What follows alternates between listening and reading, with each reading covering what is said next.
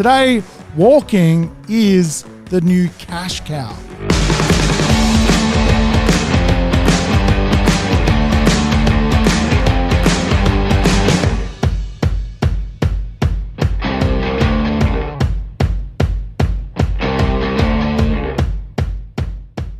Welcome to the Urban Property Investor. I'm your host, Sam Saggers, here to help you crack the code for real estate wealth. And today, we've got some code cracking to do. We're actually going to delve into one of my favorite topics of property, cash flow, and what it actually means for people. Today, we do know in this very grim of grim worlds, we need cash flow. Warren Buffett really does encourage people to have more than one income stream. He is a man who buys multiple businesses because he wants multiple income streams. We're going to learn a lot from the great Warren Buffett as to how we should also approach life. Today, we also need parallel income. Income from property, income from side hustles, income, of course, from our own job, with the ultimate goal to get somewhere in life. And of course, for many people, that is to replace their income from their job and live passively ever after off income-producing real estate investments, rental properties, which pay you to live off. Today, I think it's really important to explore rental properties. If you've missed my last episode, backtrack. It's time to go backwards one episode because this is actually a follow-on episode from that.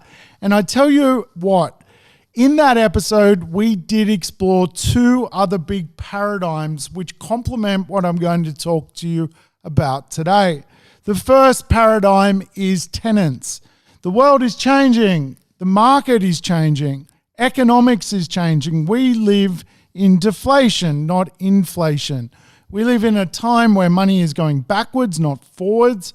And of course, many tenants today are doing it pretty hard. There are broke people out there. You want to steer clear of them as much as you can. Go back one episode. I talk a lot about the idea of personas and tenants. So check out that episode. I also talk about the hold triad, which is three big jigsaw puzzles put together. First puzzle is your tenant. Second puzzle is you learning to be a superb landlord. You learning how to help people, help tenants, but also help yourself get ahead in life by not stressing about the little things, getting on with the big things. And of course, one big part of the puzzle is holding real estate and understanding borrowing and mortgages, which we'll talk a little bit about today, because the whole triad is made up of three big dynamics: being a great investor, having great tenants, and of course, great rental properties. Owning real estate for a long time is hard work. Of all the businesses that start, only 3% make it 15 years or longer. Think about that. 100 businesses start, only 3 make it to 15 years of age or longer. You are actually in business. You are in the business of being a property investor. And I tell you what, a lot of property investors don't make it 15 years and end up, per regular businesses, that really small percentage in the club. And in real estate, we call that the 1% club. People who own real estate for a very long time that end up living off income. You've heard me talk about that before. Today on the show, we are going to delve into the science of urban properties which produce income producing assets. These properties are great for helping people get ahead, helping people balance their cash flow, and of course, growing their wealth. I'm going to give you a lot of value bombs. Perhaps real estate you've never thought of owning before because you've never understood it the way I'm going to teach it. So take some good notes, put me on pause, go get a cup of tea, come back, sit down, let's do this. Before I get started, I do want to thank everybody who's reached out to me, giving me warm words of encouragement for the podcast so far. I've even had some funny encouragement, things like trim your nose hairs, which of course I've gone and done. I was going to rename the show the Urban Hairy Nose Property Investor, but no, I was advised against it. We're sticking to our guns. The Urban Property Investor is here to stay, and I'm going to help you whip crack some property investments. So let's talk about cash flow. Let's talk about why it's important. Cash flow is the seed for everything. Cash flow is king. Businesses need cash flow, and you are in the business of property investing. If you don't have cash flow, you struggle. And when you struggle, you give up, you get out, you sell your business, you sell your properties. So we want you to go a long time. And to go a long time, you need to hold real estate a long time. So you're going to need some cash flow as part of that puzzle. As we discussed last episode, tenants are important, and also your ability to understand borrowing and being a successful landlord. The third part of the puzzle is real estate deals. Real estate deals do make a big difference in how you sustain being a property investor. Some property deals are very negatively geared. Negatively geared real estate means that you have to take money out of your back pocket to prop up owning the property.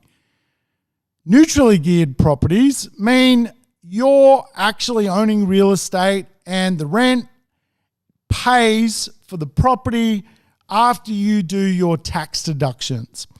And positive cash flow real estate is real estate where your tenant pays so much money in rent that it pays the mortgage and it pays the costs, but it also puts more money in your back pocket. As a property investor, it's really important at some point to become cash flow positive, to have more income producing real estate so you can stay in the game longer. So let's crack some long-term wealth activity. With no cash flow, people struggle, they sell, and they opt out of real estate. It is our seed capital to future long-term investments, and without it, you're going to get hurt.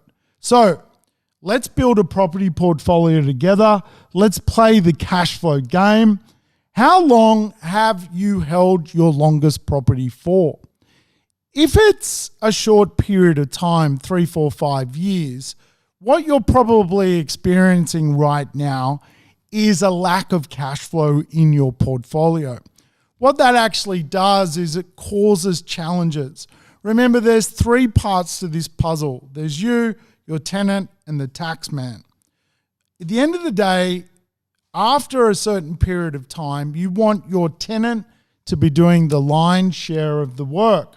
In the whole triad, we have great tenants, a big part of the puzzle, per the last episode, you being a great landlord, and then there's the third part of this puzzle, cash cows.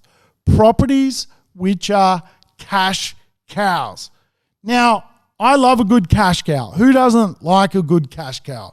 I think even on Channel 7 Sunrise, they have the cash cow. He gives away 20 grand a day because everyone loves a cash cow. Comes out dancing, does the dancing cash cow. You need the dancing cash cow in your property investment journey. You need at least one of them to get you where you need to go. Now, I think we can all appreciate some of the best growing properties, capital growth orientated real estate, are not cash cows. They cost you money to own.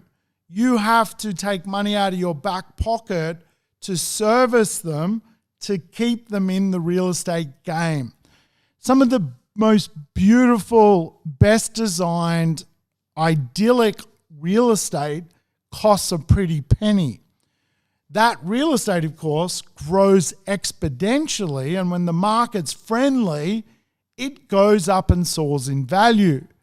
I've had real estate jump in value by $1 million because it's idyllic in the right location and grown exponentially. Of course, $1 million in growth far outweighs anything you can get from cash flow. But to get that $1 million in growth, you need cash flow to get you there. Because when it comes, when that growth cycle hits, nobody really knows. So it's much easier to plan growth rather than guess growth. When you plan growth, you're also planning to have sustainability from income producing real estate to get you capital growth. So a fantastic growth property that might be in a really classy suburb, it might be close to the city, it might have really good land content in a good suburban neighborhood, it might be secondhand, firsthand, it could be a great investment for future growth. But as we know, the problem with the property is it's probably going to cost you money out of your back pocket to hold. When that growth is slow to come, you start to struggle because the bills add up, the strata fees add up, the council rates add up, the insurance adds up, and the repairs and maintenance start to add up. All of a sudden, you're on this journey and you're like, can I even do this? All of a sudden, you lose your job. You need to get a new one. You have a child, and of course, now you've got a new cost. You've got to replace the car, and all of a sudden, the rat race starts to wear you down. What is better is to plan from the beginning a system which allows you to use a cash flow positive property or an income producing piece of real estate to pay for a capital growth property, which could, for all intensive purposes, over a 10 or a 15 year period, make you $1 million. Who doesn't want $1 million? We all want Kochie's cash cow. We want the dancing cash cow. So let's talk property. To become wealthy out of real estate, you need to buy real estate. A lot of people read every book on real estate investing, go to every seminar, and spend way too long out of the cycle. Remember, to do the plans I'm talking about, you've got to take action.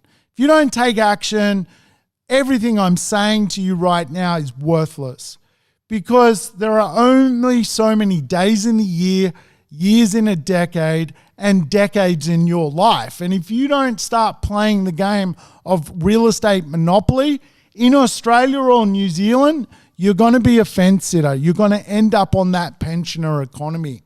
For me, I teach a lot of people, and the number most people want is $100,000 passive income. To own $100,000 passive income, you need around $2 million worth of real estate debt-free, paid off, so you can produce at least 5% income, which is $100,000. Now, to do that, you're going to have to build this beautiful portfolio. That might mean 2, 3, 4, 6, 7 properties. You're going to play the game of growth, but you're also going to play the game of needing cash flow so that your growth happens. You're going to give yourself more time. So what type of deals are really good for cash flow? Well, this is where we have big debates in the industry, because regional Australia is really amazing for cash flow.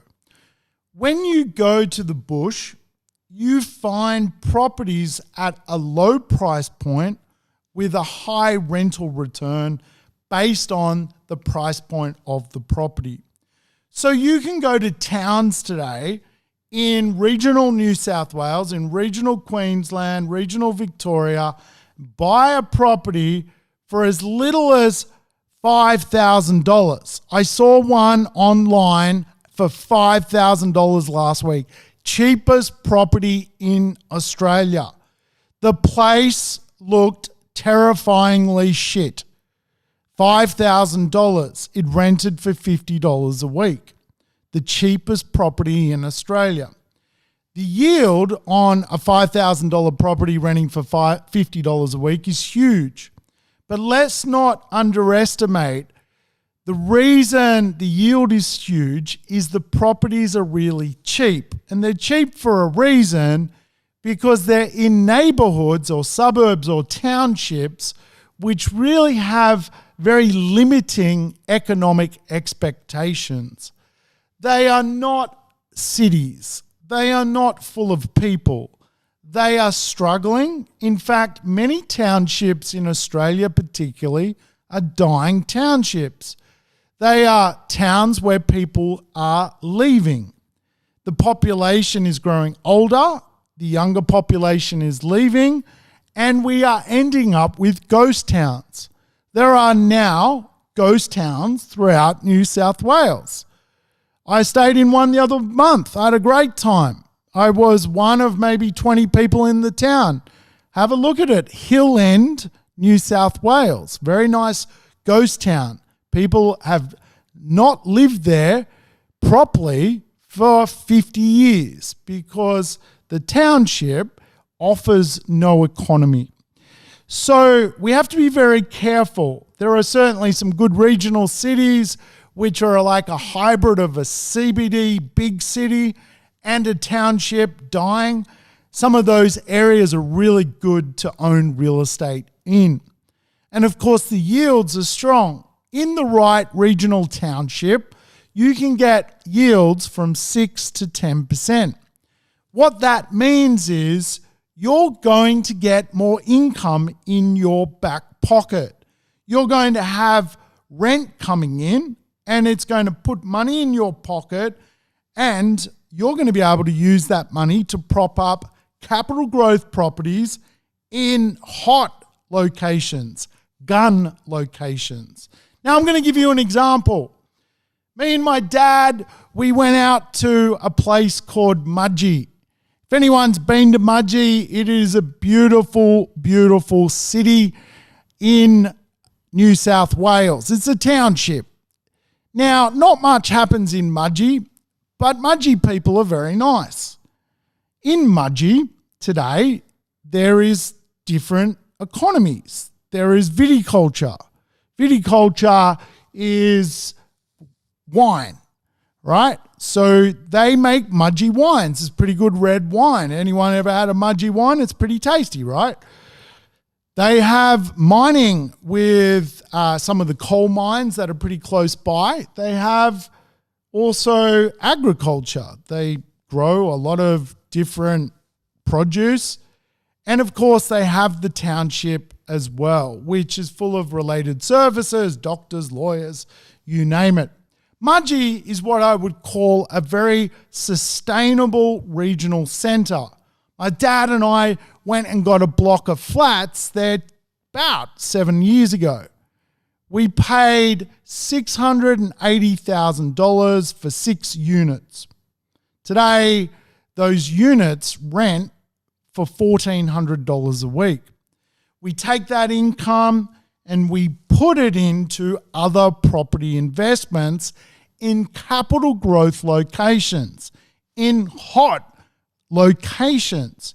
And when we say hot, we are talking some of the best capital growth locations in Australia. Properties around Sydney Harbour, properties which are just hot real estate, right? But we use the income from the regional community to service opportunities in big cities. Now, word of warning, lots of regional markets suck. Don't go to them. Be careful. There are only a select few that work really, really well for income because they have multiple economies. Mudgee has multiple economies. It's a very rare town. It's got education, health. It's got viticulture, agriculture, mining. It's got everything, right? It's a very, very unique example. Now, 90% of cash flow I prefer to come out of urban areas, not regional areas. This show is called The Urban Property Investor because I am an urban property investor. I want to create cash flow out of urban areas, not go to regional areas. Regional real estate is not good. Regional real estate, for the most part, is not high returning. It is just inexpensive. Buying a property for $100,000 that rents for $200 a week is not high returning real estate. Now, you might argue the point. You say, what the hell are you talking about? That's a huge return. It's like a 10% return. It is a cheap property. $200 a week is not a lot of income. You're not going to replace your income by owning $200 a week.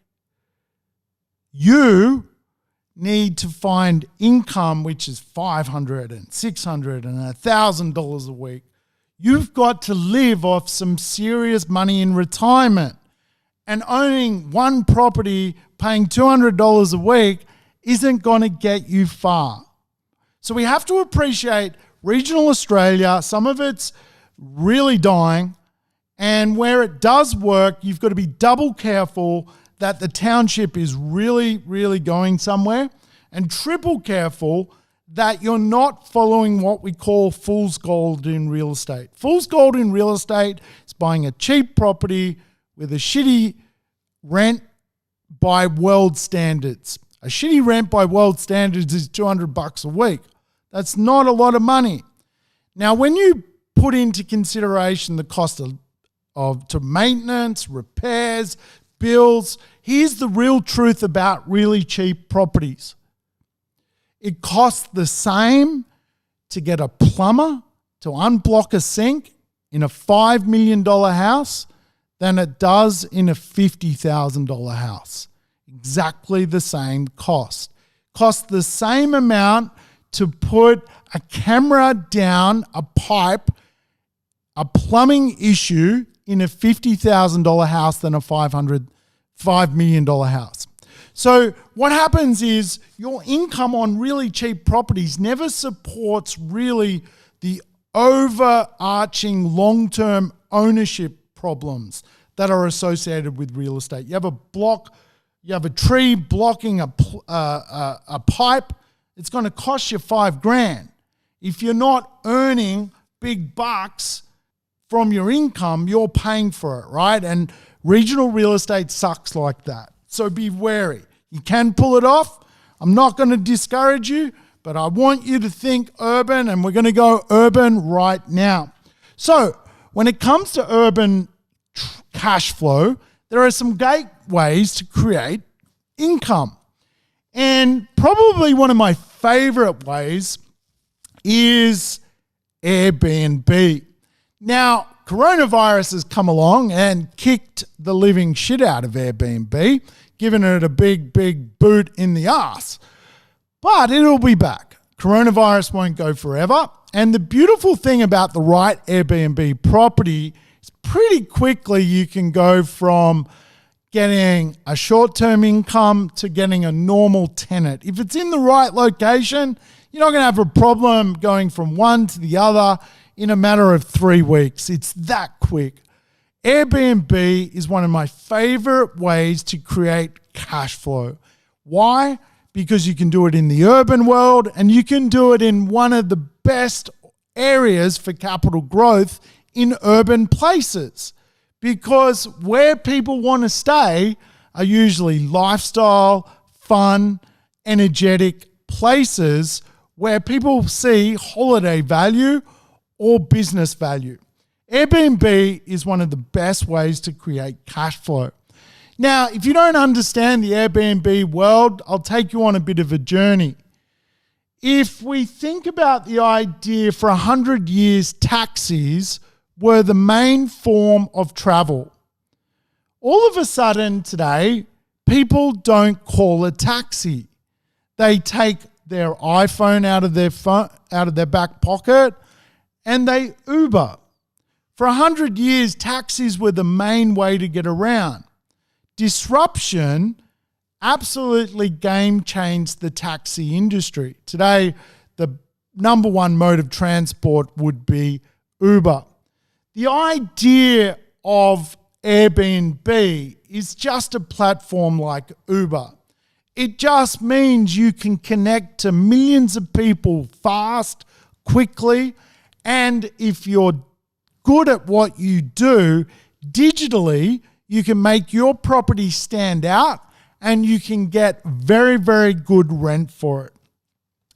Now, normally, if you're going to create income, the biggest way to create income in real estate is to play the Monopoly board. And if you've ever played Monopoly, to win Monopoly, you need to own hotels. When you own hotels, you're getting absolutely huge amounts of income. You've probably played Monopoly and someone's landed on your piece and you've had the hotel, and you're like, I'm going to charge you a shitload of rent, right? That is the concept here. Residential real estate is a good use, but the highest and best use of real estate anywhere, better than commercial, better than industrial, is hotels. They are cash cows. With the idea of Airbnb, you are your own hotel. You are your own hotelier. In fact, you can become what is known as a rent entrepreneur, an entrepreneur of income.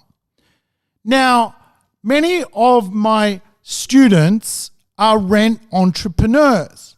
They have bought properties which they are the host for, the hotelier for, they are the cleaner for.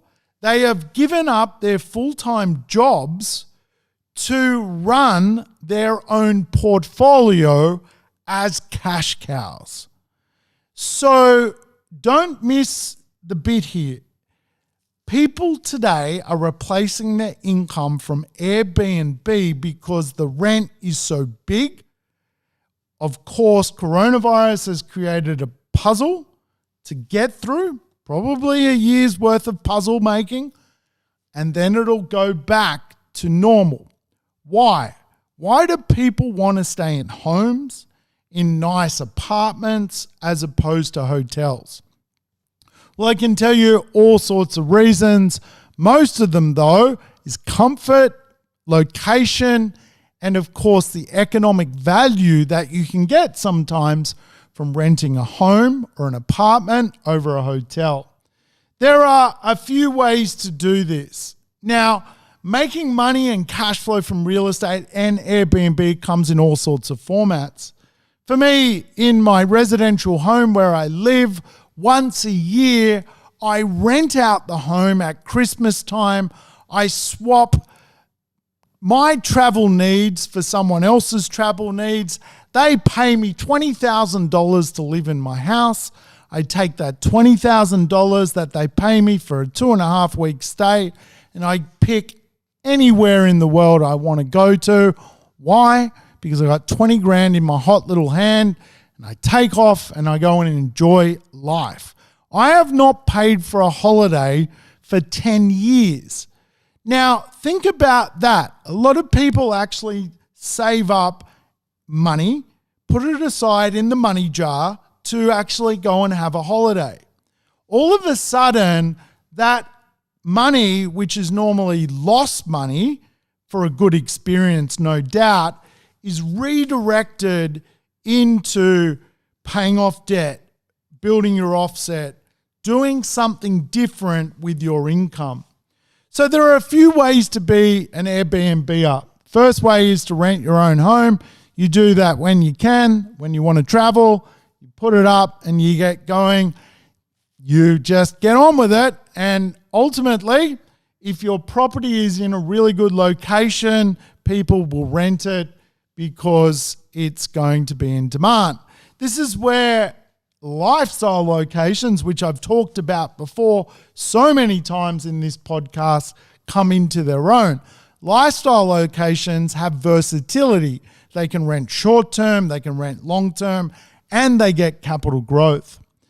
The second way to create income from Airbnb is to be a host, right? A host is someone who has a room or spare inventory, and they're looking to create more income in their life so that they can park more of that income into income producing assets or capital growth assets. So I tell you what, if you're not hung up about renting a spare room, do it. You're going to get an extra $10,000, $20,000 a year from your spare inventory. And of course, you can do that to control more wealth in your life. The final way to do it is to be actually just Airbnb your properties at a short-term level for a very long time, something I love doing. Now, for me, there are 5 different parts of the puzzle when it comes to being an Airbnb or a rent entrepreneur. I prefer properties which have elements which attract people. Now, the first element, obviously, is tourism. Now, this is where little quaint properties in little weird villages that people love to go to are not a bad investment. But for me, I want to stick to urban areas and have the capital growth that a big city like Sydney or Melbourne or Brisbane can get. So identifying a good Airbnb marketplace to create cash flow to pay for capital growth, I look for things like hospital areas, hospital belts, sporting event locations, CBD locations, and convention centers.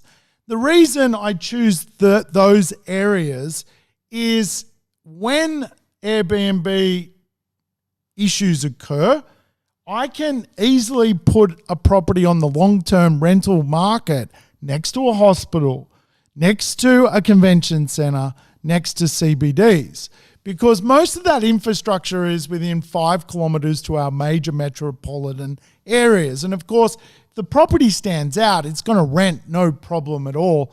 And of course, because of coronavirus, I've had to do some switching, but the income can be fantastic. I recently had a property, 2-bedroom apartment that I bought for $640,000, earning $78,000 a year. $78,000 a year. That's a huge amount of income. That income pays for my mortgage and puts about another $25,000 in my pocket per annum.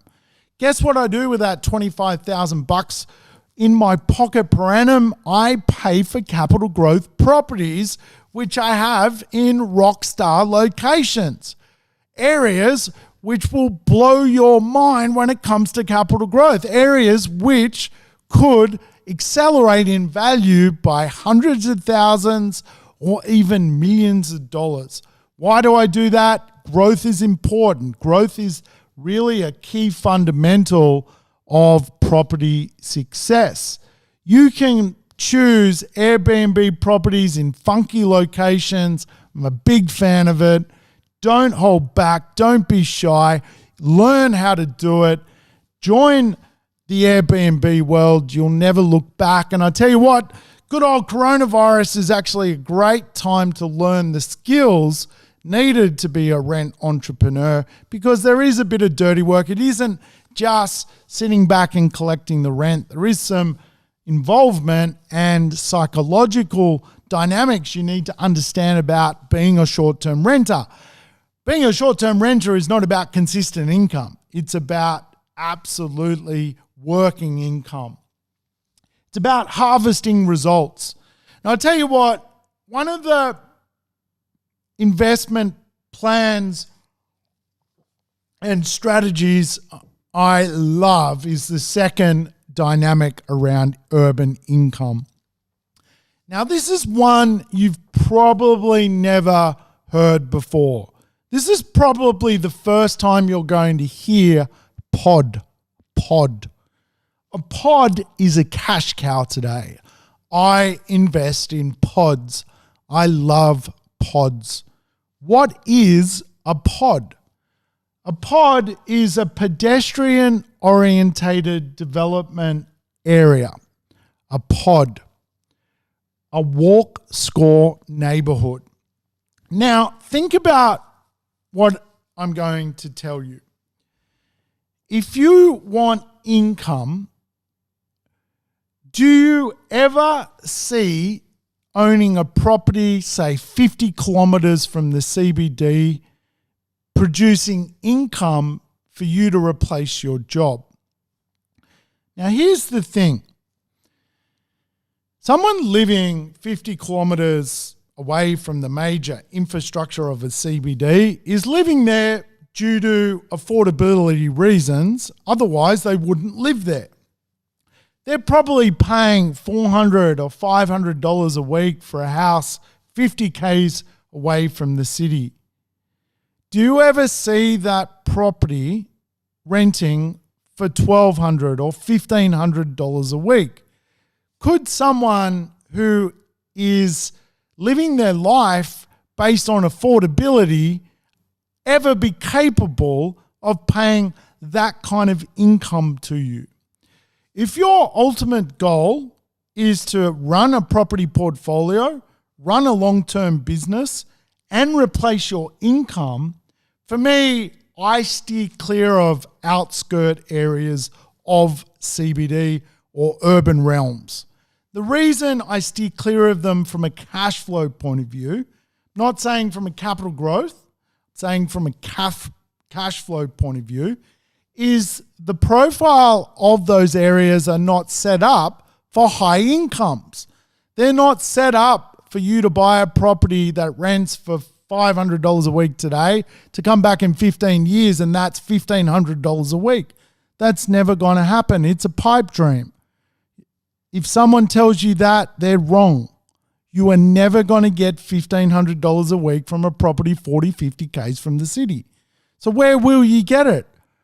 Well, it already exists. Properties which are walkable to major CBDs. Walkable properties. Properties where you don't need a car, where people don't have to fight the rat race. Properties in urban landscapes globally where people can walk to major infrastructure. Today, walking is the new cash cow. Urban areas which are designed around walking and suburbs which are designed around walking have a 66% faster growth rate than areas which are designed around the automobile. Amazing, amazing, amazing. Today, walking is the new cash cow. If you can find a suburb or an area which is completely orientated about walk score, it's going to be worth more into the future from a rental point of view, particularly if it's a productivity center close to a CBD. Now, walk score neighborhoods work in what I call mature cities. A mature city today is Sydney. Sydney is a very mature city when it comes to walk economics. If you look at Surrey Hills or Darlinghurst or King's Cross or Potts Point or Millers Point, the Rocks, if you look at the rents that people pay to live in walkable real estate, you'll be blown away. One bedrooms renting for $1,000 a week. That's $50,000 a year. Today, people pay for a 2-bedroom in Goulburn Street, Surrey Hills, $1,100 a week. Now, remember, we were talking about good old mate, the old cheap one out in regional Australia for renting for $200 a week. Now we're talking $1,200, $1,100, $1,000 a week. We're talking 50 grand from one property. Now here's the revelation, the value bomb of this conversation. The value bomb of this conversation is at some point you sell down your real estate and keep high income producing real estate. You actually use your high income real estate to prop up your capital growth properties, but then you sell your capital growth properties and actually pay off your high income producing real estate. Why do you keep your high income producing real estate? Why do you think we do that? Because when we're older, we don't need capital growth. We need income. We want income paying us. So we're going to keep the income producing real estate. Now, the mature cities around the world have big rents. If you go to Covent Garden, London, 2-bedroom, $2,000 a week. If you go to Greenwich Village, New York, 1-bedroom apartment, $1,600 US a week. If you go to Shibuya, Tokyo, walking distance, studio apartment, 40 square meters, $1,000 a week. Okay? So Sydney is there. Sydney is up there with New York, London. People are paying these huge amounts of money because a lot of people need the infrastructure and the ability and mobility and proximity to the CBD, people with money. Now, of course, you would argue, and I know what you're thinking, well, I can't afford a property walking distance to Sydney. Yes, you missed the boat. You should have been there 15 years ago. You should have bought Kirribilli 20 years ago. You weren't alive. I get that. But maturing cities offer you the opportunity to plan for cash flow. Maturing cities like Melbourne, Brisbane in Australia, places like Berlin in Europe, they are absolutely maturing. And what that actually means is you just have to look at what happened in Sydney and wait. And of course, for me, I do this a lot in Melbourne. I'm a pod buyer in Melbourne. I buy walking distance to Melbourne's biggest CBD. It's number one place to hang out. Melbourne people love their culture. They love their atmosphere. They love their city. And they love dining. They love hanging out. In fact, Melbourne people have got the coronavirus because they're so bloody nice to each other. They are so friendly. They hang out so much. They're actually a nice people. Sydney people don't have the coronavirus because we're horrible. We never hang out with each other. We don't want to go and hang out in a bar with each other. We want to do something completely different. In fact, Sydney people will never actually get the coronavirus in bulk because we're all pricks who don't hang out together, right? The Melbourne people are getting it because they love culture. They love hanging out. And for them, it's very, very hard coronavirus because in their urban world, they love socializing. They love going downstairs, listening to live bands and going to restaurants and all sorts of things, right? That's the Melbourne life. Melbourne is New York. Melbourne is New York. Now, think about that. How valuable will real estate be where you do not need a car in 10 years' time? You can walk to everything. Now, reason walk score areas will go up is actually they're the most undersupplied market in Australia. Now, think about this. 96% of real estate is real estate you have to drive to. 96% of real estate in our cities, you have to drive to it. Now, our cities are huge. They're 200 kilometers in diameter a lot of the time. They are massive, right? They sprawl 60 kilometers one way, 60 kilometers the other way, north, south, east, west. That is huge. 200 kilometers, 96% of it is drivable. 3% of it is what we call last mile nudges. 3% of it you can scoot or cycle or quick tram, or you can Uber at $10 and you're there, right? 1% of it is walkable. 1%.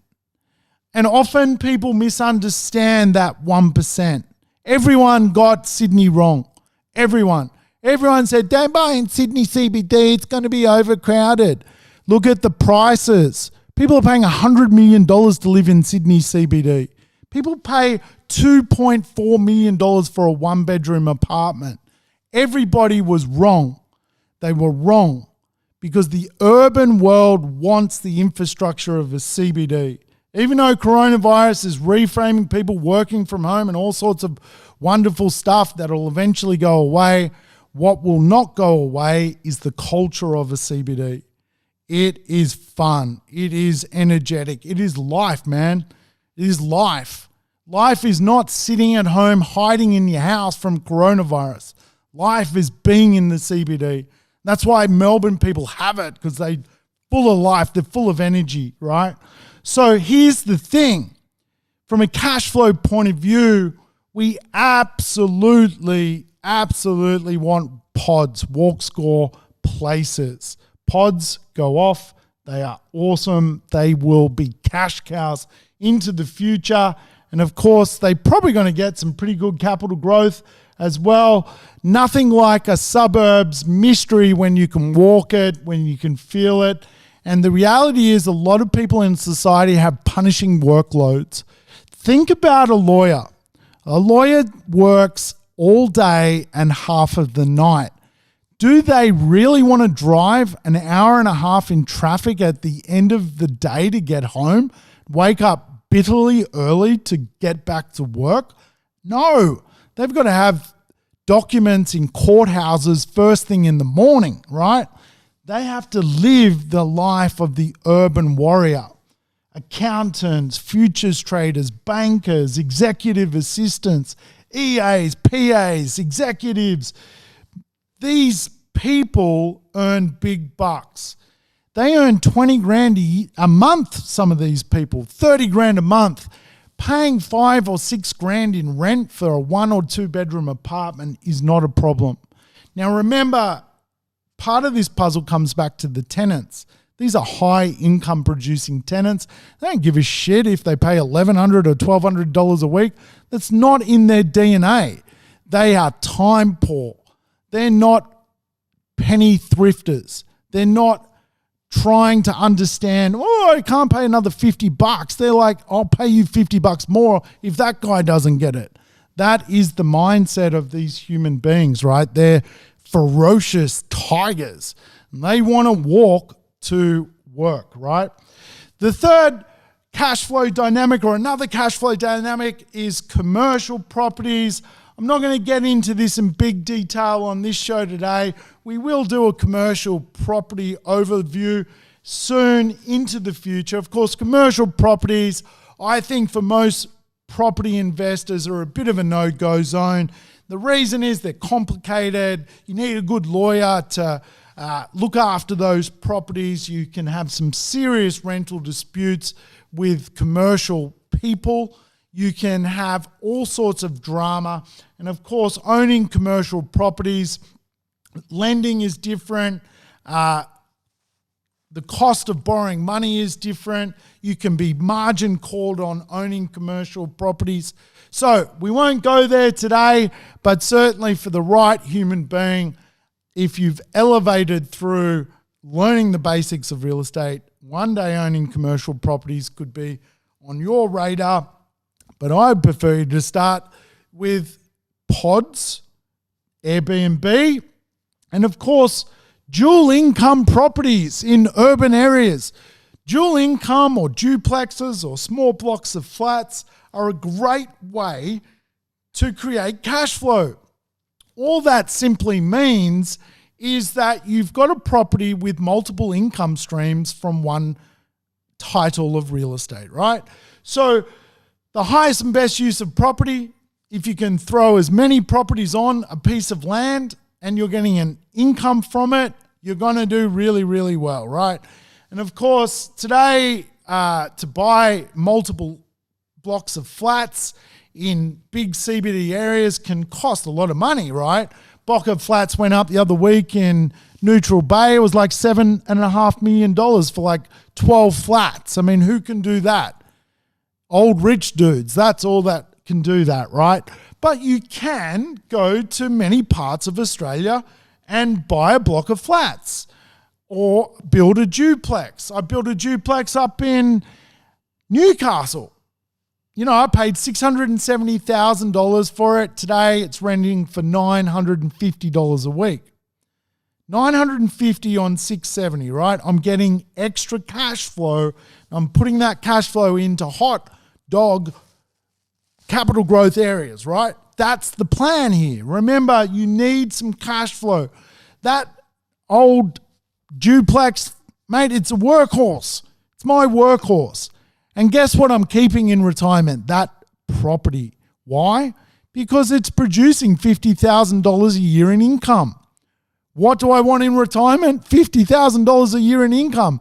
Not 20 grand in income from my capital growth property. I want 50 grand in income from my block of flats or my pod or my Airbnb. This is what I'm looking for. And there's good income producing, cheaper properties today that you can buy. Southeast Queensland has some good options for duplexes or dual incomes, which is just basically a granny flat and a property. I mean, you can pick up a granny flat and a property in Southeast Queensland from like $540,000. Now, the fact that it's got dual income allows it to grow. If you've got rental growth of 5%, you've actually got rental growth of 10% because you've got two properties, both growing at 5%. So, of course, mathematically, it is a good option for people. You can pull in an urban area returns from 5.5% all the way up to 7, 8, 9, 10%. And of course, remember, that's probably a better option than going to weird little town that is dying and not working, right? Remember, we want income and people provide us income. I'll let you register this. Double income, no kids. Probably the best tenants you can ever have. Why are double income, no kids the best tenants you can ever have? Dinks? Well, it's really double the rent. Where they congregate, they have high disposable incomes. That really does allow you to push the envelope when it comes to rent increases. Of course, there are many ways to shape property portfolios. For me, using cash flow positive real estate in urban areas is absolutely the best way to own real estate. You can create some debt-free structures. You can use things like offsets and really, really penetrate debt using income producing real estate. You can do all sorts of extra things to build your wealth when it comes to owning cash flow. Build a property portfolio with cash flow. You will hold real estate longer. Remember the whole triad from last episode and this episode. Last episode, it was all about choosing the best tenants, being the best landlord, a successful landlord. Throw on there being a positive cash flow urban warrior as an owner, and you've got the best whole triad portfolio maker you can imagine in real estate. Hey, I hope you've enjoyed the episode. Really enjoyed bringing it to you. It's one of my hot topics I love presenting on. Hope you've enjoyed the information. I'm going to catch you on the next episode of The Urban Property Investor. Until then, take care, and I will catch you real soon. Thanks for tuning in to The Urban Property Investor. To never miss an episode, make sure you subscribe to the podcast on your favorite app or on YouTube. And I would love it if you could give the show a rating and share it with your friends and family. In between episodes, you can always keep in touch with me by connecting on social media over Facebook, Instagram, or LinkedIn. Until we meet again on the next episode of The Urban Property Investor, take care and bye for now.